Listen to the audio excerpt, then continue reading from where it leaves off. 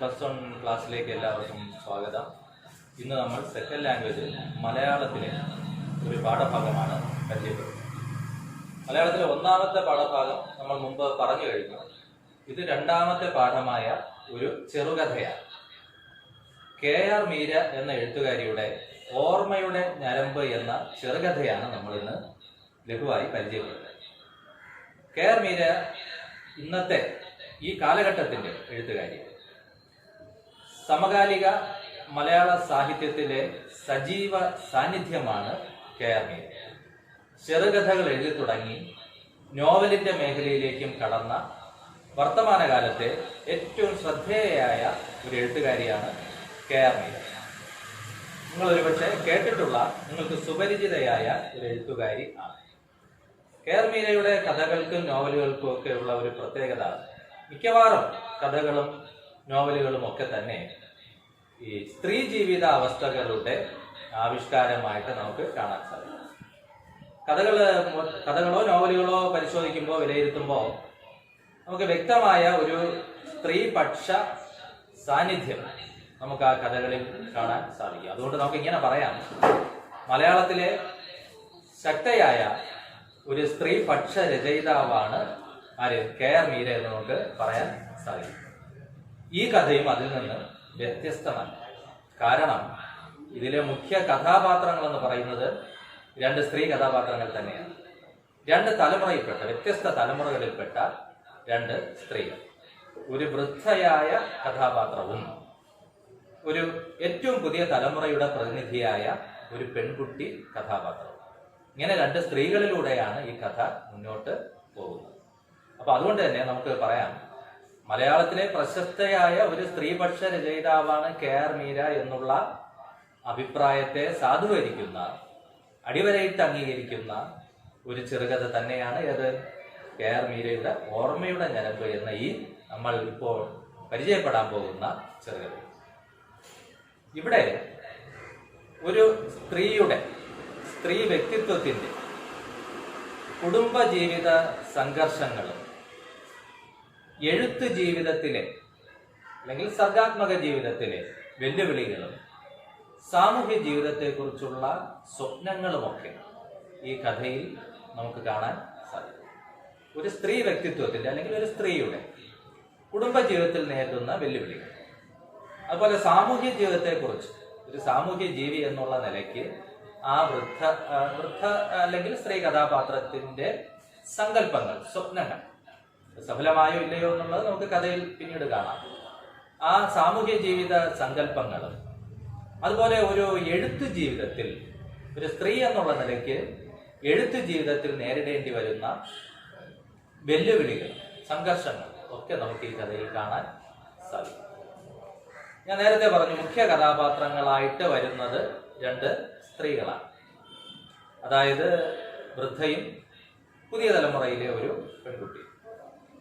വൃദ്ധ നിർണായകമായ രണ്ട് കാലഘട്ടങ്ങളിൽ, ശ്രദ്ധേയമായ രണ്ട് കാലഘട്ടങ്ങളിലൂടെയാണ് വൃദ്ധയുടെ ജീവിതം കടന്നു പോകുന്നത്. സ്വാതന്ത്ര്യത്തിന്, ഭാരതത്തിന്റെ സ്വാതന്ത്ര്യത്തിന് മുമ്പും സ്വാതന്ത്ര്യത്തിന് ശേഷവും.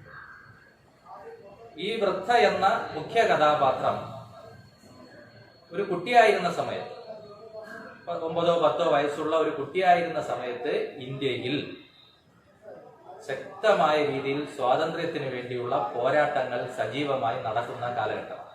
വൃദ്ധയുടെ ബാല്യകാലം സ്വാതന്ത്ര്യത്തിന് വേണ്ടിയുള്ള പോരാട്ടങ്ങൾ നാട്ടിൽ നടക്കുന്ന കാലം.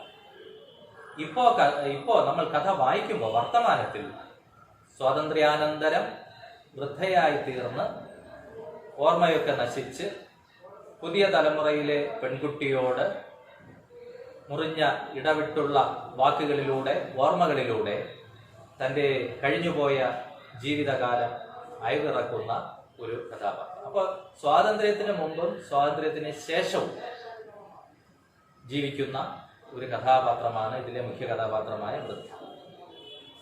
അപ്പോ സ്വാതന്ത്ര്യം ഈ കഥയിലെ ഒരു പ്രധാന ഘടകമായി വരുന്നു എന്നുള്ളതാണ്. സ്വാതന്ത്ര്യത്തിന്റെ തന്നെ നാനാർത്ഥങ്ങൾ, വ്യത്യസ്ത ഭാവങ്ങൾ നമുക്ക് ഈ കഥയിൽ കാണാൻ സാധിക്കും. അതായത് രാജ്യത്തിന്റെ സ്വാതന്ത്ര്യത്തെക്കുറിച്ചുള്ള പരാമർശങ്ങൾ ഈ കഥയിലുണ്ട് എന്ന് നിങ്ങൾക്ക് ഞാനിപ്പോൾ പറഞ്ഞപ്പോൾ തന്നെ ഒരുപക്ഷെ മനസ്സിലായി കാണും അല്ലെ. സ്വാതന്ത്ര്യത്തിന് മുമ്പ് അല്ലെങ്കിൽ സ്വാതന്ത്ര്യ സമരം രൂക്ഷമായിരിക്കുന്ന സമയം ഈ മുഖ്യ കഥാപാത്രമായ വൃദ്ധയുടെ ബാല്യകാലമാണ് അല്ലെ. അതുപോലെ ഒരു എഴുത്തുകാരി എന്നുള്ള നിലയ്ക്ക് ഒരു എഴുത്തുകാരന് അല്ലെങ്കിൽ ഒരു കലാകാരന് സ്വാതന്ത്ര്യം മുഖ്യ ഘടകമാണ്, ഓരോ വ്യക്തിക്കും അതുപോലെ തന്നെ. മറ്റൊന്ന്, അപ്പൊ എഴുത്തുകാരി അല്ലെങ്കിൽ കലാകാരി എന്നുള്ള നിലയ്ക്കുള്ള സ്വാതന്ത്ര്യം, നാടിന്റെ സ്വാതന്ത്ര്യം. മറ്റൊന്ന്, ഒരു കുടുംബിനി എന്നുള്ള നിലയ്ക്ക്, ഒരു സ്ത്രീ എന്നുള്ള നിലയ്ക്ക് സ്വാതന്ത്ര്യം അല്ലെങ്കിൽ സ്വാതന്ത്ര്യത്തോടുള്ള ഇവരുടെ സമീപനം എന്താണ്, സ്വാതന്ത്ര്യവുമായി ബന്ധപ്പെട്ട അനുഭവങ്ങൾ ഇവർക്ക് ഒരു സ്ത്രീ എന്നുള്ള നിലയ്ക്ക് എങ്ങനെയൊക്കെയാണ്, എത്രമാത്രമാണ്. ഇങ്ങനെ സ്വാതന്ത്ര്യത്തെക്കുറിച്ചുള്ള വ്യത്യസ്തങ്ങളായ സമീപനങ്ങൾ, പരാമർശങ്ങൾ വച്ചു പുലർത്തുന്ന ഒരു കഥ കൂടിയാണ്. അപ്പോൾ ഒരു സ്ത്രീപക്ഷ രചയിതാവിന്, ഒരു പെണ്ണെഴുത്തുകാരിയുടെ രചന എന്നുള്ള നിലയ്ക്ക് സമകാലിക ലോകത്തും കഴിഞ്ഞ കാലത്തും ലോകത്തും പുരുഷ മേധാവിത്വത്തിന്റെ കീഴിൽ എന്തുമാത്രം പ്രതിസന്ധികൾ, പ്രയാസങ്ങൾ നേരിടേണ്ടി വരുന്നു, വെല്ലുവിളികൾ നേരിടേണ്ടി വരുന്നു എന്നിങ്ങനെയൊക്കെയുള്ള സ്ത്രീ സ്വാതന്ത്ര്യത്തെ സംബന്ധിച്ച അതിൻ്റെ എല്ലാ വശങ്ങളും ഈ കഥ ചർച്ച ചെയ്യപ്പെടുന്നു എന്നുള്ളതാണ്. അപ്പോൾ ഈ കഥ നിങ്ങൾ പാഠപുസ്തകം വായിക്കുക. പക്ഷെ നിങ്ങൾക്കിപ്പോൾ മനസ്സിലാകാൻ ഞാനൊരല്പം അതിൻ്റെ സംഗ്രഹം പറയാം. ഈ വൃദ്ധ താമസിക്കുന്ന വീട്ടിലേക്ക് ഓർമ്മയൊക്കെ നശിച്ചു തുടങ്ങിയ വളരെ ദീർഘമായ അനുഭവ സമ്പത്തുള്ള ഒരു കഴിഞ്ഞ കാലമുള്ള വൃദ്ധ, ഒരു ചരിത്രം തന്നെ തൻ്റെ മനസ്സിലുള്ള അത്രമാത്രം അനുഭവ സമ്പത്തുള്ള ഒരു വൃദ്ധ താമസിക്കുന്ന വീട്ടിലേക്ക് വിവാഹിതയായി വന്ന പെൺകുട്ടി ഈ വൃദ്ധയുടെ മുറിയിലേക്ക് കടന്നു ചെല്ലുകയും ആ വൃദ്ധ അല്പാൽപമായി പറയുന്ന കാര്യങ്ങളിൽ നിന്ന്, മുറിഞ്ഞു പോകുന്ന വാക്യങ്ങളിലൂടെ, മുറിഞ്ഞു പോകുന്ന ചിന്തകളിലൂടെ, ഓർമ്മകളിലൂടെ ഇടവിട്ട് പറയുന്ന തൻ്റെ അനുഭവ ലോകത്തിൻ്റെ, കഴിഞ്ഞുപോയ കാലത്തിൻ്റെ ആ നുറുങ്ങുകളെ കൂട്ടിവെച്ച് ഈ പെൺകുട്ടി വൃദ്ധയെക്കുറിച്ചുള്ള ഒരു ചിത്രം നനയും. ആദ്യം ഈ പെൺകുട്ടി വൃദ്ധയുടെ മുറിയിലേക്ക് കയറി വന്നപ്പോ ആ മുറിയും വൃദ്ധയുടെ വാർദ്ധക്യവും നരച്ച മുടിയിഴകളും ഈ വൃദ്ധയുടെ വൈപ്പ് പല്ലും മരുന്നിൻ്റെ മണമുള്ള അന്തരീക്ഷവും ഒക്കെ കൂടി അനാകർഷകമായ, വളരെ നീരസ അല്ലെങ്കിൽ ഇഷ്ടം തോന്നാത്ത ഒരവസ്ഥാവിശേഷമാണ് ഈ പെൺകുട്ടിക്ക് ഉണ്ടാവുന്നത്. പക്ഷെ പതിയെ പതിയെ വൃദ്ധയുടെ വാക്കുകളിലൂടെ പെൺകുട്ടി ആ ലോകത്തെക്കുറിച്ചും വൃദ്ധയുടെ വ്യക്തിത്വത്തിന്റെ സവിശേഷതയെക്കുറിച്ചുമൊക്കെ മനസ്സിലാക്കി കഴിയുമ്പോൾ ആദ്യം തോന്നുന്ന ആ ഈർഷ്യ പിന്നെ ആകർഷണമായി മാറും. ഒടുവിൽ ഈ പെൺകുട്ടി തിരിച്ചറിയുന്നു, ഈ വൃദ്ധയുടെ അനുഭവവും തൻ്റെ അനുഭവവും വ്യത്യസ്തമല്ല. അത് തന്നെയാണ് കഥാകാരി പറയാൻ ഉദ്ദേശിക്കുന്നത്. കഴിഞ്ഞ തലമുറയിലെ സ്വാതന്ത്ര്യത്തിന് മുമ്പുള്ള ഒരു വൃദ്ധയുടെ, സ്വാതന്ത്ര്യത്തിന് മുമ്പുള്ള ഒരു പെൺകുട്ടിയുടെ ജീവിതാനുഭവങ്ങളിൽ നിന്ന് ഒട്ടും വ്യത്യസ്തമല്ല ഈ പരിഷ്കൃത യുഗത്തിലെ ഏറ്റവും പുതിയ തലമുറയിലെ പെൺകുട്ടിയുടെ ജീവിതാവസ്ഥയും.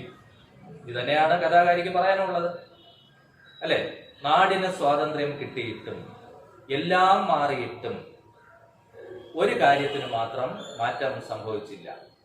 പെണ്ണിന്റെ അവസ്ഥയ്ക്ക്, സ്ത്രീയുടെ അവസ്ഥയ്ക്ക് അന്നും ഇന്നും യാതൊരു വ്യത്യാസവും ഇല്ല. സ്ത്രീ സ്വാതന്ത്ര്യം യാതൊരു മാറ്റത്തിനും വിധേയമായി. വൃദ്ധയുടെ സ്വപ്നങ്ങൾ എങ്ങനെയൊക്കെയാണോ പുരുഷ മേധാവിത്വത്തിന്റെ നീതിബോധം ചവിട്ടി മെതിച്ചത്, അതുപോലെയൊക്കെ തന്നെയാണ് ചവിട്ടി മെതിക്കപ്പെട്ട സ്വാതന്ത്ര്യ മോഹങ്ങൾ തന്നെയാണ് ഈ പെൺകുട്ടിക്കും ഉള്ളത് എന്ന് പറയുന്നതിലൂടെ മാറ്റമില്ലാതെ തലമുറകളിലൂടെ തുടരുന്ന പെണ്ണവസ്ഥകളുടെ ദയനീയമായ ചിത്രം കഥാകാരി കാട്ടി തരുന്നു. അപ്പൊ ഇത് സ്ത്രീ സ്വാതന്ത്ര്യത്തിന്റെ വെല്ലുവിളികളെ കുറിച്ചുള്ള ഒരു ചർച്ചയായി ഈ കഥ അങ്ങനെയാണ് മാറുന്നത്. അപ്പൊ ഞാൻ പറഞ്ഞു, കഥയിലേക്ക് വരാം. ഈ പെൺകുട്ടി വൃദ്ധയുടെ മുറിയിലേക്ക് കടന്നു ചെല്ലും. യഥാർത്ഥത്തിൽ കഥ വായിച്ചു പോകുമ്പോൾ നിങ്ങൾക്ക് മനസ്സിലാക്കാൻ സാധിക്കും, ഇടയ്ക്ക് ഒരു സൂചനയുണ്ട്.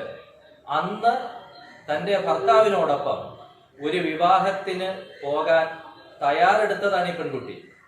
പക്ഷേ എന്തോ ചില അഭിപ്രായ വ്യത്യാസങ്ങളാലാവാം പെൺകുട്ടി ഭർത്താവിനോടൊപ്പം വിവാഹത്തിന് പോകാതെ ആ സമയത്താണ് ഒരു നേരം പോക്കിനെന്നോ മറ്റോ ഉള്ള മട്ടിൽ വളരെ നിസ്സംഗതയോടെ, വലിയ താല്പര്യമൊന്നുമില്ലാതെ ഈ വൃദ്ധയുടെ മുറിയിലേക്ക് കടന്ന് ചെല്ലുന്നു.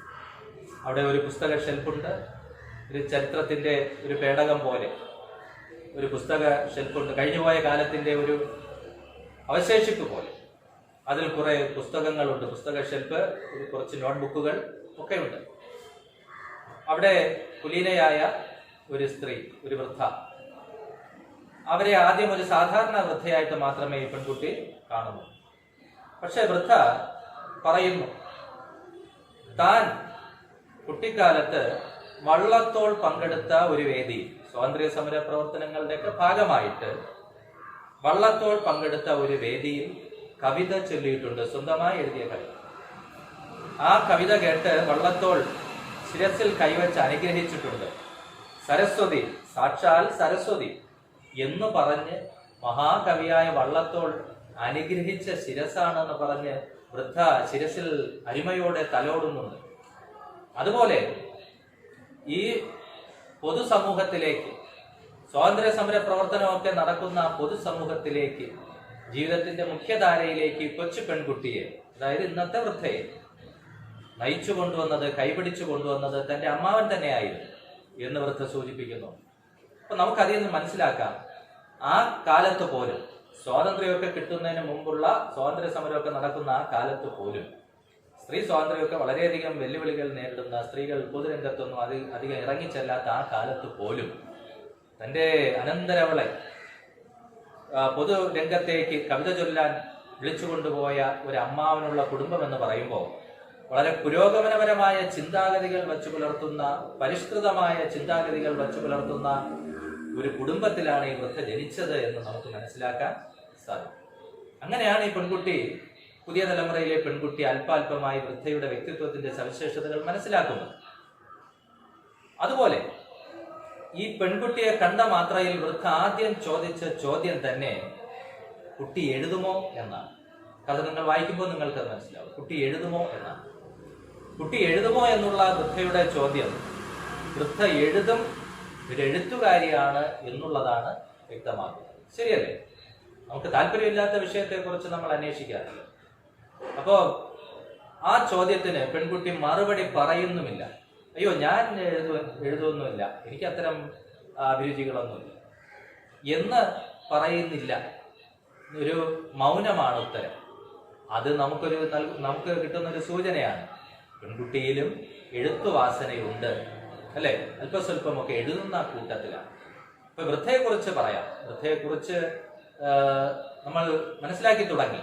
ഒരു പുരോഗമന ചിന്താഗതിയുള്ള കുടുംബത്തിൽ ജനിച്ച, സ്വാതന്ത്ര്യ സമര പ്രവർത്തനങ്ങളിലൊക്കെ പങ്കെടുത്ത ഒരു കുട്ടിയായിരുന്നിട്ട് കൂടി, പെൺകുട്ടിയായിരുന്നിട്ട് കൂടി, അതും വള്ളത്തോൾ പങ്കെടുത്ത വേദിയിൽ കവിത ചൊല്ലി അനുഗ്രഹാശിസുകൾ ഏറ്റുവാങ്ങിയ ഒരു കുടുംബത്തിലെ പെൺകുട്ടി. ആ പെൺകുട്ടി അന്ന് കവിത ചൊല്ലുന്നത് കേട്ട് ആ സമ്മേളനത്തിൽ പങ്കെടുത്ത ഒരു യുവാവിന് ഇഷ്ടം തോന്നി നടന്ന വിവാഹമാണ് ഇവരുടെ. പക്ഷെ കുടുംബത്തിൽ അത് ചില സംഘർഷങ്ങൾ സൃഷ്ടിച്ചു. ആരുടെ കുടുംബത്തിൽ? പെൺകുട്ടിയുടെ കുടുംബത്തിലല്ല, യുവാവിന്റെ.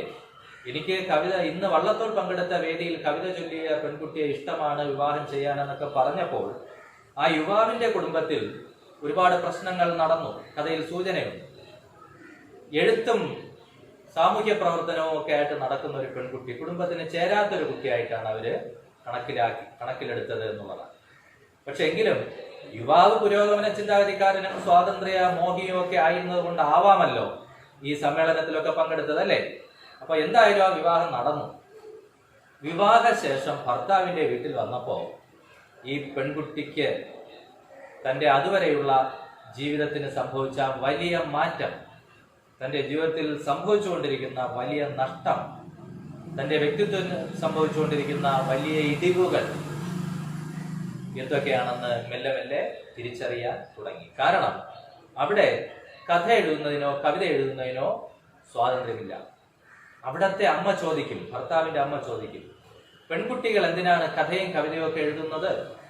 അതുകൊണ്ട് തറവാടിന് എന്താണ് ഗുണം? കഥ വായിക്കുമ്പോൾ നിങ്ങൾ ശ്രദ്ധിക്കുക ആ ഭാഗം. പെൺകുട്ടികൾ എന്തിനാണ് കഥയും കവിതയൊക്കെ എഴുതുന്നത്? അതുകൊണ്ട് തറവാടിന് എന്താണ് ഗുണം? പെണ്ണായാൽ ചോറും കറിയും വെക്കണം, കുഞ്ഞുങ്ങളെ പിറന്നു. ഇതായിരുന്നു അന്നത്തെ പെൺ ജീവിതത്തെ കുറിച്ചുള്ള പരമ്പരാഗതമായ സങ്കല്പം. പെണ്ണായാൽ എന്ത് ചെയ്യണം? ചോറും കറിയും വെക്കണം, കുഞ്ഞുങ്ങളെ പ്രസവിക്കണം എന്നുള്ള ധർമ്മത്തിൽ മാത്രം ഒതുക്കി നിർത്തിയിരുന്ന, പെണ്ണിന് അത്രയുമൊക്കെ മതി എന്ന് പരിമിതികൾ നിശ്ചയിച്ചിരുന്ന ഒരു കുടുംബത്തിലേക്കാണ് ആര് ചെന്ന് കയറിയത്? ഈ വൃദ്ധ ബാല്യത്തിൽ വിവാഹിതയായി കടന്ന് ചെന്നു.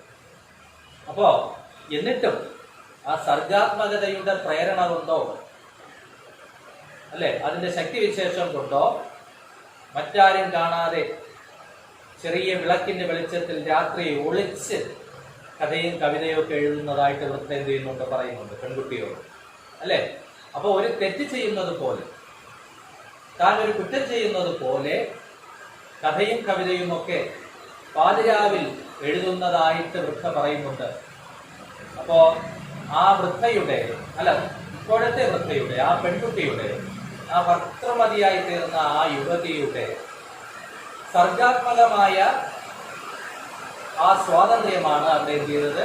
ഹനിക്കപ്പെട്ടത്, നശിപ്പിക്കപ്പെട്ടത് എന്ന് നമുക്ക് മനസ്സിലാക്കാൻ സാധിക്കും. ഇപ്പൊ എഴുത്തു ജീവിതത്തിന്റെ മേഖലയിലെ സ്വാതന്ത്ര്യവും നഷ്ടപ്പെടുന്നു എന്നുള്ളതാണ്. അതുപോലെ തന്നെ ഭർത്താവ് ഒരു പുരോഗമനവാദിയായിരിക്കാം എന്ന ചിന്താഗതിയോടെയാണ് പെൺകുട്ടി പ്രതീക്ഷയോടെയാണ് കടന്നു വന്നത്. കാരണം വള്ളത്തോൾ പങ്കെടുത്ത സമ്മേളനത്തിൽ വന്ന ഒരു യുവാവല്ലേ, സ്വാതന്ത്ര്യത്തെക്കുറിച്ചുള്ള സങ്കല്പങ്ങളുള്ള ഒരു യുവാവല്ലേ.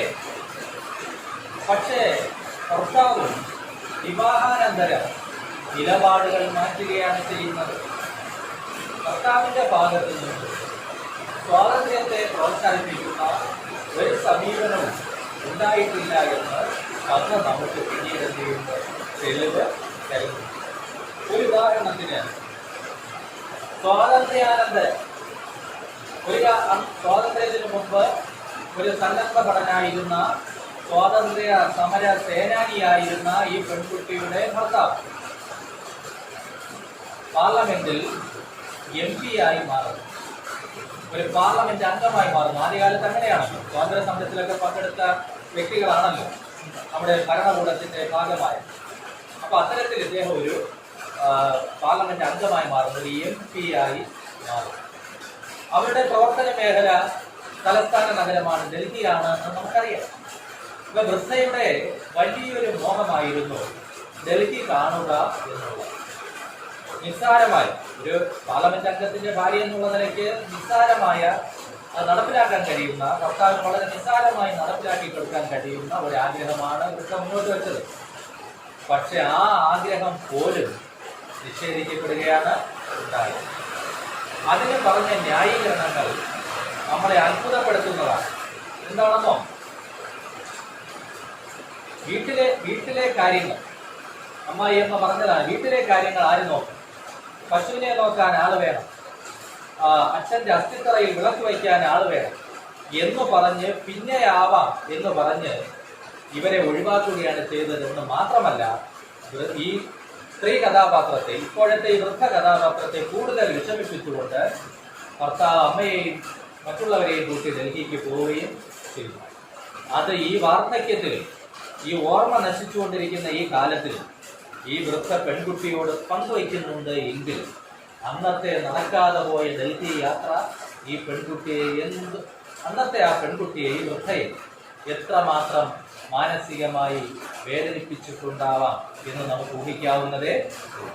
തന്നെ ഒറ്റപ്പെടുത്തി തൻ്റെ ഒരു മോഹം സഫലമാക്കി തരാതെ മറ്റുള്ളവരുമായിട്ട് ഡൽഹിയിലേക്ക് പോയ ഭർത്താവും തൻ്റെ സ്വാതന്ത്ര്യ സങ്കല്പങ്ങൾക്ക്, സ്വപ്നങ്ങൾക്ക് വിലങ്ങിടുന്നതിൻ്റെ തിരിച്ചറിവ് വൃദ്ധ ഈ വാർദ്ധക്യത്തിലും പെൺകുട്ടിയോട് പങ്കുവയ്ക്കുന്നുണ്ട് എന്നുള്ളതാണ്. അതുപോലെ മറ്റൊരു സംഭവം, ഈ വൃദ്ധ കുട്ടികൾക്ക് പേരിടാൻ വേണ്ടി ഒരു അമ്മയാകാനിരിക്കുന്ന ഒരാളെന്നുള്ള നിലയ്ക്ക് വിവാഹാനന്തരം കുട്ടികൾക്ക് മുന്നേ ചില പേരുകൾ കണ്ടുവച്ചു.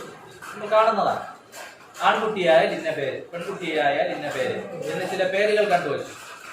വൃദ്ധ കണ്ടുവച്ച പേര് ആൺകുട്ടിയായാൽ രവീന്ദ്രനാഥ് എന്നതാണ്, പെൺകുട്ടിയായാൽ മൃണാളിനി.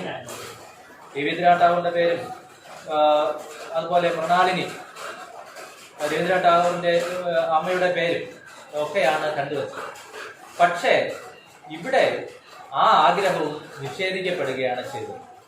ഭർത്താവ് തൻ്റെ ഇഷ്ടപ്രകാരം രാമൻകുട്ടി എന്നും ശ്രീകുമാരി എന്നും ഒക്കെയുള്ള പേരുകളാണ് ഈ തൻ്റെ മക്കൾക്ക് നൽകിയത്. അപ്പൊ ഈ വൃദ്ധ അല്ലെങ്കിൽ പഴയ പെൺകുട്ടി എങ്ങനെ സമാധാനിച്ചു എന്നോ, ഒരു പേരിൽ എന്തിരിക്കുന്നു, അതിന്റെ പേരിൽ എന്തിനാ ഒരു കലമ്പൽ, അദ്ദേഹത്തിന്റെ ഇഷ്ടം തന്നെ നടന്നോളട്ടെ. അപ്പൊ നൊന്ത് പ്രസവിച്ച ഈ അമ്മ കണ്ടുവച്ച പേര് നിഷേധിക്കപ്പെടുന്നു എന്നുള്ളതാണ്. അവിടെ ഭർത്താവിന്റെ ഇഷ്ടമുള്ള പേര് ഇട്ടോട്ടെ എന്ന് കരുതി ഒതുങ്ങിക്കൊടുക്കുന്ന, മാറിക്കൊടുക്കുന്ന, തന്റെ ഇഷ്ടത്തെ ഒതുക്കി വയ്ക്കുന്ന കഥാപാത്രമായിട്ട് വൃദ്ധ പരിണമിക്കുന്നു.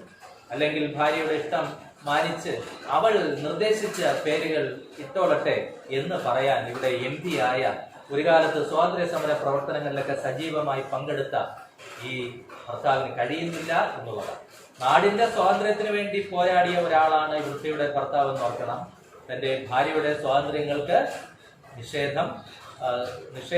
ഭാര്യയുടെ സ്വാതന്ത്ര്യങ്ങൾ നിഷേധിക്കുകയും അതിന് പരിമിതികൾ നിശ്ചയിക്കുകയും ചെയ്യുന്നു എന്നുള്ള വൈരുദ്ധ്യമാണ്, വിരോധാഭാസമാണ് നമ്മളിവിടെ കാണുന്നത്. ആ കൈപ്പേറിയ യാഥാർത്ഥ്യങ്ങൾ മെല്ലെ മെല്ലെ വൃദ്ധ ഉൾക്കൊള്ളും. അതൊന്ന്.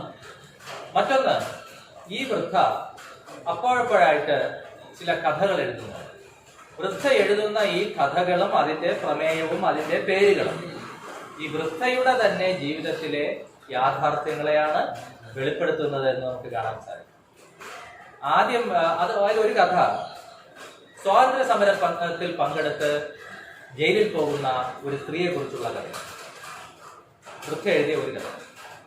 അപ്പൊ അതിൽ നിന്ന് തന്നെ നമുക്ക് മനസ്സിലാക്കാം, സ്വാതന്ത്ര്യ സമര പ്രവർത്തനങ്ങളിൽ ഭാഗഭാക്കാകാൻ, ഈ നാടിന്റെ സ്വാതന്ത്ര്യത്തിന് വേണ്ടി തന്റെയും ഒരു പങ്ക് നിർവഹിക്കപ്പെടണം, ജയിൽവാസം അനുഷ്ഠിക്കേണ്ടി വന്നാൽ പോലും എന്ന് ചിന്തിക്കുന്ന സാമൂഹ്യ ബോധമുള്ള, സ്വാതന്ത്ര്യ ബോധമുള്ള, ദേശസ്നേഹമുള്ള ഒരു വൃദ്ധയെ, ആ വൃദ്ധയുടെ സങ്കല്പമാണ്, സ്വപ്നമാണ്, ആഗ്രഹമാണ് വൃദ്ധ കഥയായി എഴുതിയത്. അതുകൊണ്ടാണല്ലോ തന്റെ കഥയ്ക്ക് ഇത് പ്രമേയമാക്കിയത്. ഏത്? സ്വാതന്ത്ര്യ സമരത്തിൽ പങ്കെടുത്ത് ജയിലിൽ പോകുന്ന ഒരു സ്ത്രീയെ കുറിച്ചുള്ള കഥ. അതുപോലെ മറ്റൊരു കഥ, ഒരു സ്ത്രീ എഴുതുന്നു. അന്ന് സ്ത്രീകൾക്ക് പലപ്പോഴും കുടുംബങ്ങളിൽ ഈ സാഹിത്യ രചനയിലൊക്കെ ഏർപ്പെടുന്നതിന് വിലക്കുകളുണ്ട്. സ്വന്തം പേര് വെച്ച് എഴുതിയാൽ ചിലപ്പോൾ അത് ശ്രദ്ധിക്കപ്പെടുകയും അത് വിവാദങ്ങൾക്കും വിലക്കുകൾക്കും ഒക്കെ കാരണമായി തീരുകയും ചെയ്യുമെന്നുള്ളതുകൊണ്ട് ഈ വൃദ്ധ എഴുതിയ കഥയിലെ സ്ത്രീയുടെ അനുഭവമാണ് ഞാൻ പറയുന്നത്. വൃദ്ധയുടെ അനുഭവമല്ല, അത് വൃദ്ധയുടെ അനുഭവങ്ങളുമായിട്ട് അതിന് സാമ്യം ഉണ്ടാവാം. വൃദ്ധ എഴുത്തുകാരിയാണ്. അവരെഴുതിയ ഒരു കഥ സ്വാതന്ത്ര്യ സമരത്തിൽ പങ്കെടുത്ത് ജയിൽവാസം അനുഷ്ഠിക്കുന്ന സ്ത്രീയെ കുറിച്ചുള്ള കഥ. രണ്ടാമത്തെ കഥ, ഒരു സ്ത്രീ ഒരു കഥ എഴുതുന്നു, പുരുഷന്റെ പേര് വെച്ച് എഴുതുന്നു. ആണുങ്ങളുടെ പേര് വെച്ച് ഒരു സ്ത്രീ നിരന്തരം കഥകൾ എഴുതി പ്രസാധകർക്ക് അയച്ചു കൊടുക്കുന്നു. ആ പേര് മാറ്റി വച്ചാലും തന്റെ ഉള്ളിലുള്ള എഴുതാനുള്ള ആ വ്യഗ്രത, അതിന്റെ ഒരു സാഫല്യത്തിന് വേണ്ടി എഴുത്തിന്റെ പ്രേരണയിൽ അവർ എഴുതുന്നു.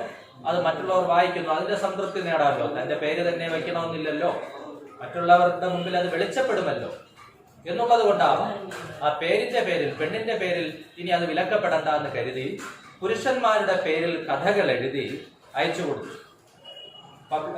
പ്രസാധകർക്ക് അയച്ചു കൊടുത്തു. നിർഭാഗ്യവശാലെന്നോ ഭാഗ്യവശാലെന്നാണ് പറയുന്നത്, പക്ഷെ നിർഭാഗ്യവശാൽ അതിലൊരു കഥയ്ക്ക് പുരസ്കാരം കിട്ടുന്നു, അംഗീകാരം കിട്ടുന്നു, അവാർഡ് കിട്ടുന്നു. എഴുതിയ ആളിനെ തേടി ആൾക്കാർ വരുന്നു. അപ്പോൾ ആ കഥയിലെ കഥാകാരിയായ സ്ത്രീയുടെ ഭർത്താവ് പറയുന്നു, ഓ ആ കഥയോ പുരസ്കാരം കിട്ടിയോ കഥയോ അത് താൻ തന്നെയാണ് എഴുതിയത്. ഭാര്യ എഴുതിയ കഥയുടെ പുരസ്കാരത്തിന്റെ മികവ് പിടിച്ചു വാങ്ങുന്ന ഭർത്താവ്, ഞാനാണ് എഴുതിയത് ആ കഥ, പുരസ്കൃതമായ കഥ എഴുതിയത് ഞാനാണെന്ന് വിളിച്ചു പറയാൻ കഴിയാത്ത ഒരു പെണ്ണെഴുത്തുകാരിയുടെ അവസ്ഥ ആലോചിച്ച് നോക്കൂ. അതാണ് വൃദ്ധ തന്റെ മറ്റൊരു കഥയ്ക്ക് പ്രമേയമാക്കി തീർത്തത്. മറ്റൊരു കഥ വളരെയധികം പെൺകുട്ടിയെ, വൃദ്ധയുടെ കഴിഞ്ഞുപോയ ജീവിതകാലം കേട്ടുകൊണ്ടിരിക്കുന്ന പെൺകുട്ടിയെ ഞെട്ടിപ്പിച്ച കഥയാണ്. ആ കഥ ഒരു എഴുത്തുകാരിയായ സ്ത്രീയുടെ എഴുത്ത് ജീവിതത്തിന്റെ മരണത്തെ സൂചിപ്പിക്കുന്ന കഥയാണ്. അതിലെ കഥാപാത്രം കുരുക്കിടുന്ന ഒരു സന്ദർഭത്തെക്കുറിച്ചുള്ള പരാമർശമുണ്ട്. കുരുക്കിടുമ്പോൾ കഴുത്ത് ചൂണ്ടിക്കാണിച്ച് വൃദ്ധ പറയുന്നു, ദാ ഈ നീല ഞരമ്പിൽ തന്നെ കുരുക്ക് മുറുകണം, ഇല്ലെങ്കിൽ ഓർമ്മകൾ നശിച്ചു പോകും എന്ന് വൃദ്ധ പറയുമ്പോൾ പെൺകുട്ടി ഭയക്കുന്നു. കാരണം ആ കഥ വൃദ്ധയുടെ ജീവിതത്തിലെ തന്നെ എഴുത്തുകാരിയുടെ മരണത്തെക്കുറിച്ചുള്ള പരോക്ഷമായ വൃദ്ധയുടെ സൂചന തന്നെ ആവാം. അതോടുകൂടി ഒരുപക്ഷെ ആ വൃദ്ധ കഥകളൊന്നും എഴുതിയിട്ടേ ഉണ്ടാവില്ല. അപ്പോ ഒരു എഴുത്തുകാരി എന്നുള്ള നിലയ്ക്കുള്ള വൃദ്ധയുടെ ജീവിതത്തിലെ അനുഭവമായിരിക്കാം വൃദ്ധ ഈ കഥയിലൂടെ ആവിഷ്കരിച്ചു. ഒരു പക്ഷേ ഇത്തരം മരണത്തെ പുൽകേണ്ടി വന്ന ഒരു സന്ദർഭം, മരണത്തിലേക്ക് സ്വയം കടന്നു ചെല്ലേണ്ട ഒരു സന്ദർഭം വൃദ്ധയുടെ ജീവിതത്തിലും ഉണ്ടായിരിക്കാം. അതൊരു പക്ഷേ പരാജയപ്പെട്ടില്ല. ഏതായാലും അത് വൃദ്ധയുടെ എഴുത്തു വ്യക്തിത്വത്തിന്റെ അന്ത്യം തന്നെ ആയിരുന്നു എന്നുള്ള സൂചനകളാണ് നമുക്ക് ലഭിക്കുന്നത്. ഇങ്ങനെ ഈ കഥയിൽ ആദ്യം വൃദ്ധയുടെ നരച്ച മുടികളും അതിനിടയിലെ കറുത്ത മുടികളും വൃദ്ധയുടെ വൈപ്പ് പല്ല് സെറ്റുമൊക്കെ കാണുമ്പോൾ വളരെയധികം ഈർഷ്യയോടുകൂടി അസ്വസ്ഥതയോടുകൂടി നിന്നിരുന്ന ഈ പെൺകുട്ടി പതിയെ പതിയെ വൃദ്ധയോട് അനുതാപമുള്ള, വൃദ്ധയോട് അടുപ്പമുള്ള, മാനസികമായി അടുപ്പം പ്രകടിപ്പിക്കുന്ന ആ ഒരു ആകാംക്ഷ, ആദ്യത്തെ ഈർഷ്യ ആകാംക്ഷയായി പരിണമിക്കുന്ന ഒരവസ്ഥയിലേക്ക് എത്തുന്നതായി ചിത്രീകരിക്കുന്നതിലൂടെ പെൺകുട്ടിയുടെ അവസ്ഥയും വൃദ്ധയുടെ അവസ്ഥയും തമ്മിൽ സമാനതകളുണ്ട്, തമ്മിൽ വ്യത്യാസമില്ല. ഈ വൃദ്ധയുടെ അനുഭവങ്ങളുടെ ഒരു പതിപ്പ് തന്നെയാണ് പെൺകുട്ടിയുടെയും അവസ്ഥകളും അനുഭവങ്ങളും എന്ന് നമുക്ക് മനസ്സിലാക്കാൻ സാധിക്കും. കഥയിൽ വേറെയും സൂചനകളുണ്ട്. കഥ വായിക്കുമ്പോൾ നിങ്ങൾ ആ ഭാഗം ശ്രദ്ധിക്കുക. ഇതിലൊരു ഭാഗത്ത് പറയുന്നുണ്ട്, വൃദ്ധയുടെ മുറിയിൽ ഈ പെൺകുട്ടി നിൽക്കുന്ന സമയത്ത് ജനാലയിലൂടെ ഒരു കാറ്റ് കടന്നു വരും. കാറ്റിൽ പറന്ന മുടിയിഴകൾ പെൺകുട്ടി കൈവിരലുകൾ കൊണ്ട് മാടി ഒതുക്കുന്നു. അന്നേരം സീമന്തത്തിലിട്ട സിന്ദൂരം കയ്യിലെ വിയർപ്പിൽ കുതിർന്ന് ഒരു ചോരത്തുള്ളിയായി തറയിൽ വീണ് മരിച്ചു എന്നൊരു പരാമർശം ഈ കഥയിൽ ഉണ്ട്. വളരെ സ്വാഭാവികമായൊരു സന്ദർഭ വിവരണമായി നമുക്കിത് തോന്നാം. വളരെ സാധാരണമായി സന്ദർഭം പറഞ്ഞു പോയതായിട്ട് നമുക്ക് തോന്നാം. ഒരു കാറ്റടിച്ചു, മുടിയിഴകൾ പാറിപ്പറന്നപ്പോൾ, കൈമാടി ഒതുക്കിയപ്പോൾ ആ കയ്യിലെ വിയർപ്പിൽ സീമന്തത്തിലിട്ട സിന്ദൂരം ഒരു ചോരത്തുള്ളി പോലെ തറയിൽ വീണ് മരിച്ചു. പക്ഷെ അത് ഒരു സൂചനയാണ്. സീമന്തത്തിലെ സിന്ദൂരം ദാമ്പത്യത്തിന്റെ പവിത്രതയുടെ ഒരു പ്രതീകമാണ്. ശരിയല്ലേ? ഭർത്തൃമതികളായവർ മാത്രം അണിയുന്ന സീമന്തത്തിലെ സിന്ദൂരം ദാമ്പത്യത്തിന്റെ പ്രതീകം, പവിത്രമായ ദാമ്പത്യത്തിന്റെ പ്രതീകം, ഒരുമയുടെ ദാമ്പത്യത്തിന്റെ പ്രതീകം, സമത്വത്തിൻ്റെതായ ദാമ്പത്യത്തിന്റെ പ്രതീകം.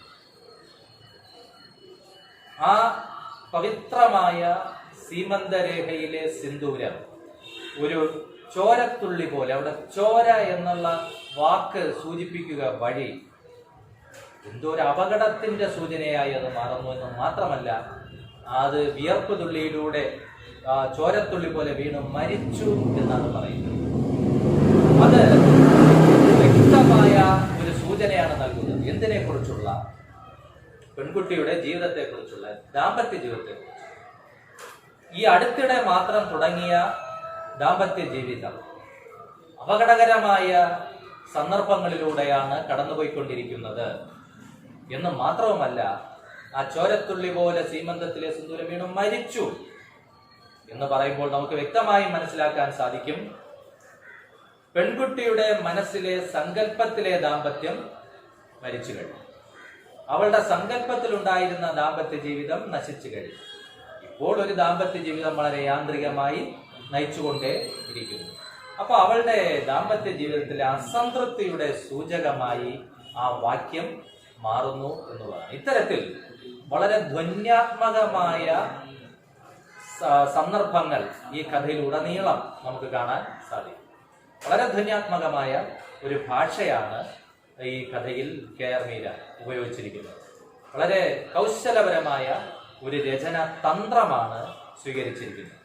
നിസ്സാരമായി നമ്മൾ വായിച്ചു പോകുമ്പോൾ സ്വാഭാവികമായ സന്ദർഭ വിവരണങ്ങളായി തോന്നുന്ന പലതും കഥാകാരിക്ക് പറയാനുള്ളതിൻ്റെ സൂചനകൾ മാത്രമാണ്. അതെല്ലാം പൊളിച്ച് ചികഞ്ഞ് വിലയിരുത്തുമ്പോൾ മനസ്സിലാക്കുമ്പോഴാണ് ഈ കഥയുടെ ആഴം, വ്യാപ്തി നമുക്ക് കൂടുതൽ കൂടുതൽ സുഗ്രഹമായി തീരുന്നു. ഇപ്പോൾ വളരെയധികം ധന്യാത്മകമായ ഒരു കഥയെന്നാണ് ഞാൻ പറയാൻ ഉദ്ദേശിച്ചത്. ഇത്തരം സൂചനകൾ കഥയിലുടനീളം നമുക്ക് കാണാൻ സാധിക്കും.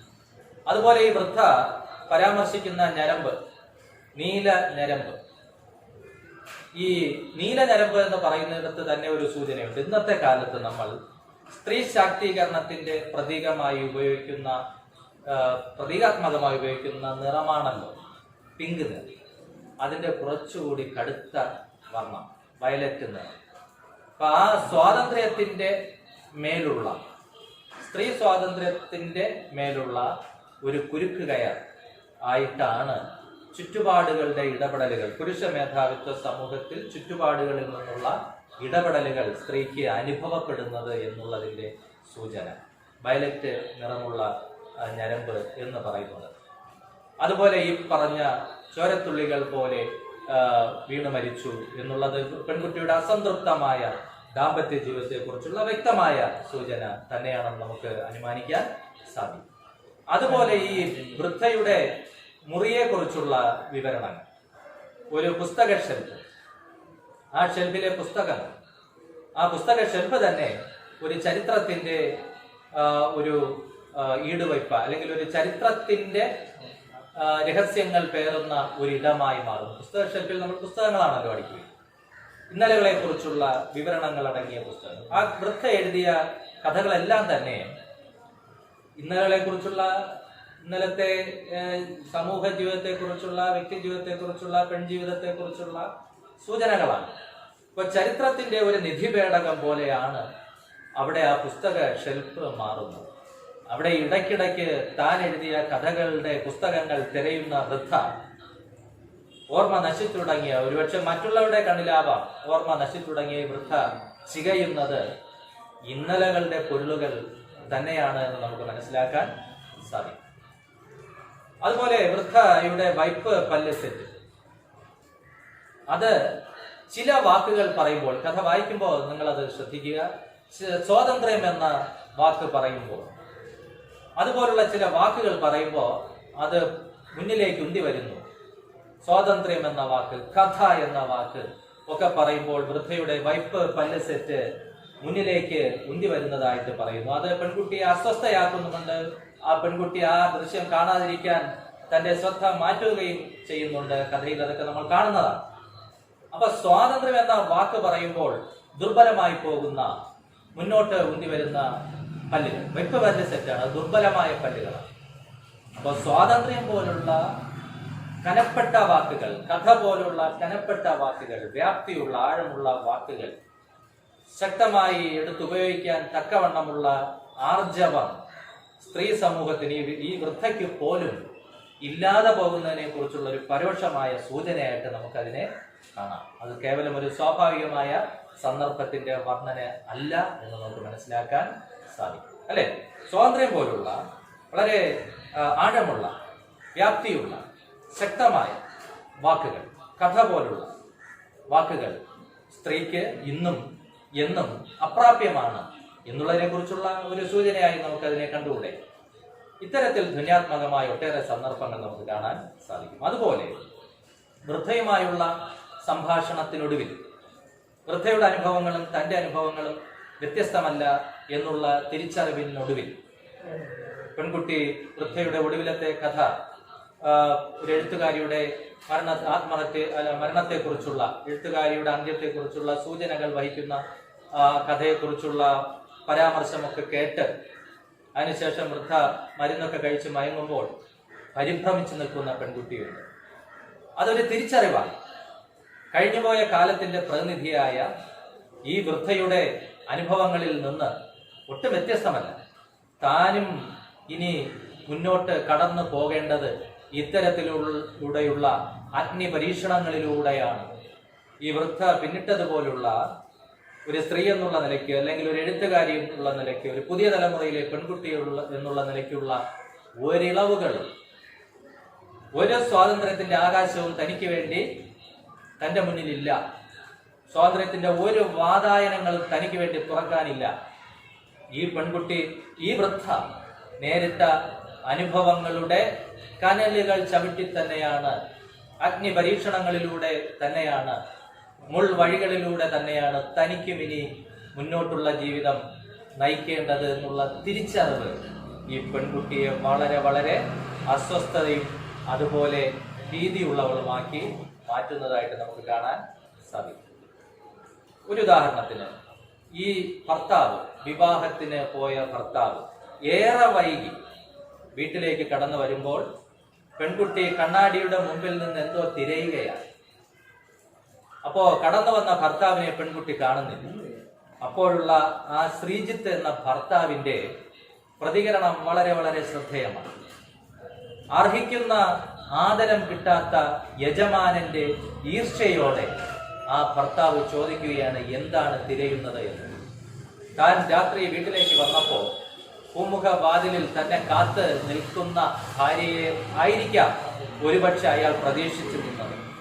കണ്ണിൽ എണ്ണയൊഴിച്ച് കാത്തിരിക്കുന്ന ഒരു ഭാര്യയെ ആയിരിക്കാം, പരമ്പരാഗതമായ ആ സങ്കല്പത്തിലെ ഒരു ഭാര്യയായിരിക്കും അയാൾ കാത്തുനിന്നത്. പക്ഷേ തന്റെ മുന്നോട്ടുള്ള ജീവിതത്തിൽ നേരിടേണ്ടി വരുന്ന പ്രശ്നങ്ങളും പ്രതിസന്ധികളും എന്തൊക്കെയാണെന്ന് തിരിച്ചറിവുള്ള പെൺകുട്ടി വൃദ്ധയുടെ വാക്കുകളിൽ പ്രേരിതയായി തന്നെയും ആ നീല ഞരമ്പ് കുരുക്കുന്നുണ്ടോ എന്നുള്ള ആശങ്കയോടുകൂടി ഭർത്താവിന്റെ കടന്നുവരവ് തിരിച്ചറിയാതെ, അല്ലെങ്കിൽ സമയബോധം പോലും ഇല്ലാതെ അങ്കലാപ്പോടെ നിൽക്കുമ്പോൾ അർഹിക്കുന്ന ആദരം കിട്ടാത്ത യജമാനന്റെ ഈർഷ്യയോടെ ശ്രീജിത്ത് എന്ന ഭർത്താവ് ചോദിക്കുകയാണ്, എന്താണ് എന്ന്. അതിനുള്ള അവളുടെ മറുപടി വളരെ വളരെ ശ്രദ്ധേയമാണ്. ഒരു നീല ഞരമ്പ് എന്ന് വൃദ്ധ പറഞ്ഞ മറുപടിയാണ് ആ പെൺകുട്ടി നൽകുന്നത്. ഇവിടെ നമ്മൾ ശ്രദ്ധിക്കേണ്ടത്, പുതിയ തലമുറയുടെ പ്രതിനിധിയായ ഭർത്താവ് പോലും അവിടെ പ്രകടിപ്പിക്കുന്നത് അർഹിക്കുന്ന ആദരം കിട്ടാത്ത യജമാനന്റെ ഈർഷ്യയാണ് എന്ന് പറയുമ്പോൾ താൻ പറയാൻ ഉദ്ദേശിച്ചത് എന്താണോ അതിന് വ്യക്തമായ സൂചന നൽകി ഈ കഥയ്ക്ക് അടിവരയിടുകയാണ് അവിടെ കേർമീര ചെയ്യുന്നത്. പുതിയ തലമുറയിലും ഭർത്താവ് യജമാനൻ തന്നെയാണ്. അതിന് അംഗീകരിക്കുകയല്ല, യാഥാർത്ഥ്യത്തെ വെളിപ്പെടുത്തുകയാണ്, പൊളിച്ച് കാട്ടിത്തരികയാണ് കഥാകാരി ചെയ്യുന്നത്. പുതിയ തലമുറയിലെ പുരുഷനും ഒരു യജമാനത്വ മനോഭാവത്തോടു കൂടി തന്നെയാണ് സ്ത്രീയോട് പെരുമാറുന്നത്. അതുകൊണ്ടാണ് അയാൾ അർഹിക്കുന്ന ആദരം കിട്ടാത്ത യജമാനന്റെ ഈർഷ്യയോടെ പെരുമാറിയത്. ഇത് തന്നെയാണ് കഥാകാരി പറയാൻ ഉദ്ദേശിച്ചത്. മറ്റൊന്ന്, ഈ കഥയിൽ പെൺകുട്ടിക്ക് ഒരു പേര് ഇല്ല. വൃദ്ധ എന്ന മുഖ്യ കഥാപാത്രത്തിനും ഒരു പേരില്ല എന്നുള്ളതാണ്. വൃദ്ധയുടെ കഥാപാത്രത്തിന് പേരില്ല. വൃദ്ധ മക്കൾക്ക് ഇടാൻ മോഹിച്ച പേരുകളെ കുറിച്ചും ഭർത്താവ് നൽകിയ പേരുകളെ കുറിച്ചുമുള്ള സൂചനകളിൽ പെൺകുട്ടി എന്ന കഥാപാത്രത്തിന് പേരില്ല, വൃദ്ധ എന്ന കഥാപാത്രത്തിന് പേരില്ല. അപ്പൊ രണ്ട് സ്ത്രീ കഥാപാത്രങ്ങൾക്കും ഇവിടെ പേരുകൾ നൽകിയിട്ടില്ല എന്നുള്ളതാണ്. അതിൽ എന്താണ് ഇരിക്കുന്നത്? ഒരു പേരെന്തിനാണ്? അയാൾ, അവൾ എന്നൊക്കെ കഥകളിൽ പരാമർശിക്കാറുണ്ട്. പക്ഷേ അവിടെയും ബോധപൂർവമായ ഒരു ഇടപെടൽ കഥാകാരി നടത്തുന്നതായിട്ട് നമുക്ക് കാണാൻ സാധിക്കും. കാരണം ഒരു പേരിൽ എന്തിരിക്കുന്നു എന്നൊക്കെ നമ്മൾ ചിന്തിച്ചാലും പറഞ്ഞാലും നമുക്ക് ഓരോരുത്തർക്കും പ്രിയപ്പെട്ടതാണ് നമ്മുടെ പേരുകൾ. കാരണം നമ്മുടെ വ്യക്തിത്വത്തിന്റെ ഒരു അടയാളമാണ്, പ്രതീകമാണ് നമ്മുടെ പേര്. നമ്മളെ മറ്റുള്ളവർ തിരിച്ചറിയുന്നത് നമ്മുടെ സ്വത്വത്തിന്റെ ഒരു ആവിഷ്കാരത്തിന്റെ അടയാളമായിട്ട് പേരുകൾ മാറുന്നു എന്നുള്ളതാണ്. അപ്പോൾ ഈ കഥയിലെ കഥാപാത്രങ്ങൾക്ക് കഥാകാരി ബോധപൂർവം പേര് നൽകിയില്ല എങ്കിൽ അതിനൊരു വ്യക്തമായ ഉദ്ദേശ്യമുണ്ട്. പേരില്ലാത്ത പെൺകുട്ടികൾ അല്ലെങ്കിൽ പേരില്ലാത്ത സ്ത്രീജനങ്ങൾ സൂചിപ്പിക്കുന്നത് വ്യക്തിത്വമില്ലാത്ത സ്ത്രീ അവസ്ഥകളുടെ പ്രതിനിധികൾ എന്നുള്ള നിലയ്ക്ക് തന്നെയാണ്. അവർക്ക് വ്യക്തിത്വമില്ല, വ്യക്തിത്വം ഇല്ലാത്തതല്ല, സമൂഹം അവരുടെ വ്യക്തിത്വത്തെ അംഗീകരിക്കുന്നില്ല, അവരുടെ വ്യക്തിത്വ പ്രകാശനത്തിനുള്ള അവസരങ്ങൾ നിഷേധിക്കുന്നു എന്നുള്ളത് തന്നെയാണ്. അപ്പൊ അതുകൊണ്ടുകൂടിയാണ് കഥയിലെ സ്ത്രീ കഥാപാത്രങ്ങൾക്ക് എഴുത്തുകാരി പേര് നൽകിയിട്ടില്ല എന്നുള്ളത്. ഇത്തരത്തിൽ സ്വാതന്ത്ര്യത്തിന്റെ വിപുലമായ അർത്ഥസാധ്യതകൾ കഥാകാരി ഇവിടെ നമ്മുടെ മുമ്പിൽ തുറന്നിടുകയും അത് ഏതേതെല്ലാം തരത്തിൽ സ്ത്രീ സമൂഹത്തിന് നിഷേധിക്കപ്പെടുന്നു എന്ന് വ്യക്തമാക്കി തരികയും ചെയ്യും. ഞാൻ തുടക്കത്തിൽ പറഞ്ഞു, സ്വാതന്ത്ര്യത്തെക്കുറിച്ചുള്ള വ്യത്യസ്തങ്ങളായ പരാമർശങ്ങൾ ഈ കഥയിൽ നമുക്ക് കാണാൻ സാധിക്കും. ഒരു ഏകദേശ രൂപം കേട്ടപ്പോൾ നിങ്ങൾക്ക് ഒരുപക്ഷെ മനസ്സിലായി കാണും. നാടിന്റെ സ്വാതന്ത്ര്യത്തെക്കുറിച്ചുള്ള പരാമർശങ്ങൾ കടന്നു വരുന്നു, ശരിയല്ലേ? വള്ളത്തോൾ പങ്കെടുത്തത്, ദേശസ്നേഹികൾ സംഘടിച്ച് സ്വാതന്ത്ര്യ സമര പ്രവർത്തനങ്ങളിൽ ഭാഗഭാക്കാവുന്നത്, വൃദ്ധ എഴുതിയ ഒരു കഥ പോലും സ്വാതന്ത്ര്യ സമരത്തിൽ പങ്കെടുത്ത് ജയിലിൽ പോകുന്ന സ്ത്രീയെക്കുറിച്ചുള്ളത്. അപ്പോൾ സ്വാതന്ത്ര്യത്തെക്കുറിച്ചുള്ള പരാമർശങ്ങൾ അതിലെ പ്രധാനമായി ദേശത്തിന്റെ സ്വാതന്ത്ര്യത്തെക്കുറിച്ചുള്ള സൂചനകൾ ഒന്ന്. മറ്റൊന്ന് സ്ത്രീ സ്വാതന്ത്ര്യത്തെക്കുറിച്ചുള്ള പരാമർശം, അല്ലെ? സ്വാതന്ത്ര്യത്തിന്റെ വ്യത്യസ്ത അവസ്ഥകളാണ് ഞാൻ പറഞ്ഞത്. ഒന്ന് ദേശത്തിന്റെ സൂചനയെക്കുറിച്ചുള്ള സൂചനകൾ കഥ നൽകുന്നു, മുന്നോട്ട് വയ്ക്കുന്നു. അതുപോലെ എന്താണ് ഒരു സ്ത്രീ വ്യക്തിത്വത്തിന്റെ ഭാഗത്തു നിന്നുള്ള സ്വാതന്ത്ര്യത്തിന്റെ പരിമിതികൾ, ഒരു പെണ്ണിന്റെ സ്വാതന്ത്ര്യത്തെക്കുറിച്ചുള്ള പരാമർശം, അല്ലെ? ഇഷ്ടപ്പെട്ട പേര് മക്കൾക്ക് നൽകാൻ കഴിയാത്ത സ്വാതന്ത്ര്യ നിഷേധം. അതുപോലെ MP-യുടെ ഭാര്യയായിട്ട് ഡൽഹി കാണണമെന്നുള്ള മോഹം സഫലമാകാതെ പോകുന്ന സ്ത്രീയുടെ സ്വാതന്ത്ര്യം. ഇങ്ങനെ സ്ത്രീയുടെ സ്വാതന്ത്ര്യത്തെക്കുറിച്ചുള്ള പരാമർശങ്ങൾ രണ്ട്. മൂന്നാമതായി ഒരു സർഗാത്മകതയുള്ള അല്ലെങ്കിൽ എഴുത്തു വ്യക്തിത്വമുള്ള ഒരു പെണ്ണിന്റെ രചനയുടെ മേഖലയിൽ നേരിടേണ്ടി വരുന്ന സ്വാതന്ത്ര്യ നിഷേധം. നമുക്ക് ചുരുക്കി സർഗാത്മകതയുമായി ബന്ധപ്പെട്ട സ്വാതന്ത്ര്യത്തെക്കുറിച്ചുള്ള പരാമർശം. അന്നത്തെ സമൂഹം പുരുഷന്റെ പേരിൽ എഴുതിയാൽ സ്വീകരിക്കും, സ്ത്രീ എഴുതിയാൽ ചോദ്യം ചെയ്യപ്പെടും എന്നുള്ളതല്ലേ ഒരു സ്ത്രീ പുരുഷന്റെ പേര് വെച്ച് കഥകൾ എഴുതുന്നു എന്ന് പരാമർശിക്കുന്നതിലൂടെ നമുക്ക് മനസ്സിലാക്കാൻ സാധിക്കുന്നത്. അപ്പോ ആവിഷ്കാര സ്വാതന്ത്ര്യത്തിന്റെ മേഖലയിലെ പരിമിതികളെ കുറിച്ചുള്ള സൂചന. രണ്ട് കഥാപാത്രങ്ങളെ സൃഷ്ടിച്ചതിന്റെ സവിശേഷത. പഴയ തലമുറയിലെ വൃദ്ധയും പുതിയ തലമുറയിലെ പെൺകുട്ടിയും, രണ്ടുപേർക്കും പേര് നൽകാതിരിക്കുന്നത്. അതുപോലെ പുതിയ തലമുറയിലെ പെൺകുട്ടി വൃദ്ധയുടെ അനുഭവങ്ങളുമായി സമാനതകൾ ഉണ്ട് എന്ന് തിരിച്ചറിയുന്നത്. തലമുറകളിലൂടെ തുടർന്നു പോകുന്ന സ്ത്രീ നിഷേധത്തിന്റെ തുടർ കഥകളെ കുറിച്ചുള്ള പരാമർശം അത് ശ്രദ്ധേയമാണ്.